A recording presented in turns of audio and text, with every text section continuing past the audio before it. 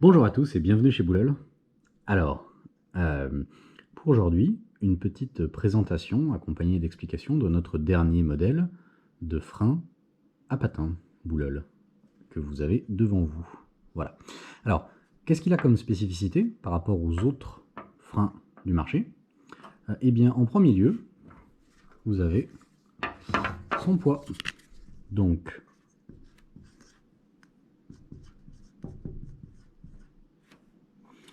125 grammes. Voilà. Alors, c'est à peu près 30% en dessous de ce qui se fait ailleurs sur le marché. Et vous allez après comprendre pourquoi, comment on en est arrivé à ce chiffre-là. La plupart des freins à patins font entre 180 et 200 grammes, 160 pour les plus légers, mais avec celui-ci, nous sommes arrivés à descendre à 125 grammes. Alors comment? En fait, en améliorant un système qui existait déjà, qui est le système de frein à patin à simple pivot. Alors vous pouvez voir sur ce frein qu'il fonctionne bien sûr avec un unique pivot au niveau de son axe de fixation. Contrairement aux autres freins actuels du marché qui fonctionnent pour la plupart avec un double pivot, c'est-à-dire avec un pivot ici et un pivot là. Alors pourquoi a-t-on introduit le système de double pivot dans les freins actuels?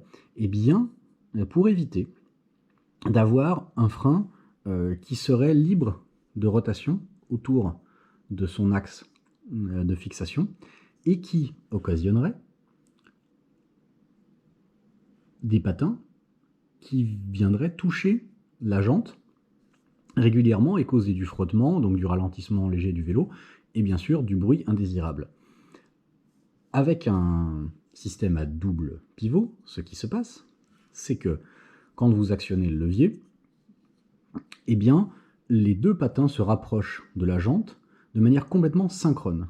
C'est-à-dire que lorsque l'un se rapproche, l'autre se rapproche de la même distance, automatiquement. La partie qui est fixée au cadre, elle, est complètement fixe et ne tourne pas. D'accord? Alors, c'est effectivement une façon de régler le problème des patins qui viendraient toucher la jante, mais cela occasionne un autre problème. C'est que comme les patins sont complètement synchrones, eh bien, ce qui se passe, c'est que si jamais votre roue, et cela arrive toujours à un moment ou à un autre, est légèrement voilée, eh bien, lorsque l'un des deux patins va venir toucher la roue ne sera pas exactement au centre tel que le frein a été réglé, et l'autre ne touchera pas cette jante. Et donc, le patin qui touche la jante va la pousser vers le centre, sans que l'autre patin ne la touche. Et bien ça va finir par faire travailler votre roue en fatigue, la voiler encore plus, et éventuellement créer des bruits.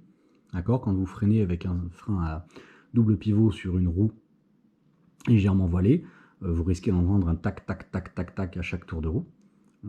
C'est occasionné par le fait que lorsque la roue arrive à un endroit proche de l'étrier de frein où elle est décentrée, où elle est voilée, eh bien seul un des deux patins touche cette roue et donc ça exerce une force très asymétrique sur cette jante. Voilà.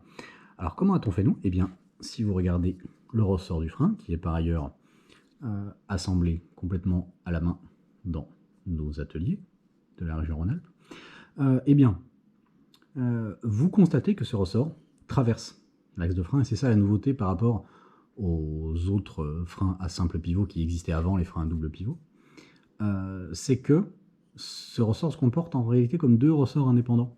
Et chaque bras d'étrier va avoir sa propre force de rappel, non pas par rapport à l'autre bras d'étrier, mais par rapport à l'axe de frein qui, lui, est fixé fermement au cadre ou à la fourche.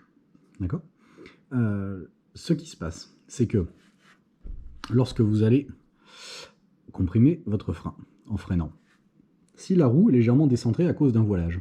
Eh bien, le patin qui touche la roue, donc imaginez que votre roue est légèrement plus à droite, le patin qui touche votre roue va la toucher, va toucher la jante, et à ce moment-là, il ne va pas pousser la roue vers l'intérieur, il va rester tel quel, et l'autre bras d'étrier, vous voyez, indépendamment du premier, va se rapprocher de la roue.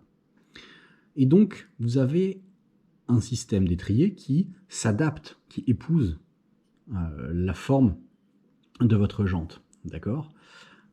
Et en revanche, il ne présente pas le défaut des freins habituels à simple pivot, qui est d'avoir un frein, un couple de bras d'étrier qui serait libre de se mouvoir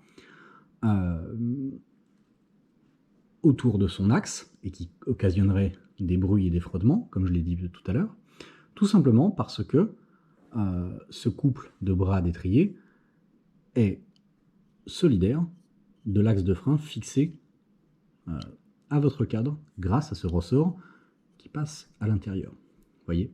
Donc, lorsque vous relâchez la pression exercée sur le frein, eh bien les deux patins s'écartent du centre tel que le frein a été centré au moment du montage de l'étrier. Voilà. Et donc c'est ce qu'on appelle, dans notre jargon, un centrage souple par opposition au centrage rigide que vous allez trouver sur les freins à double pivot du marché aujourd'hui. Et voilà, c'est donc une amélioration de la technique du frein à simple pivot qui permet d'éviter ces bruits tout en évitant en même temps les excès de contraintes sur la jante et donc améliorer la tenue en voilage de votre roue. Voilà. Et en troisième point,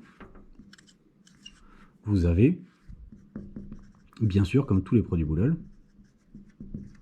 la fabrication française. D'accord ? Donc, l'axe de frein qui est fait au tournage par notre fournisseur lyonnais, les tôles de bras d'étrier qui sont faites en découpe jet d'eau par notre fournisseur de la région Rhône-Alpes. Plein de petits détails, donc le ressort, comme je vous l'ai dit, qui est en acier inox 302, spécial pour ressort, est fabriqué et assemblé à la main dans nos ateliers. Quelques petites pièces en impression 3D faites en région Rhône-Alpes. Et le petit détail important, les rondelles en téflon blanche que vous voyez sur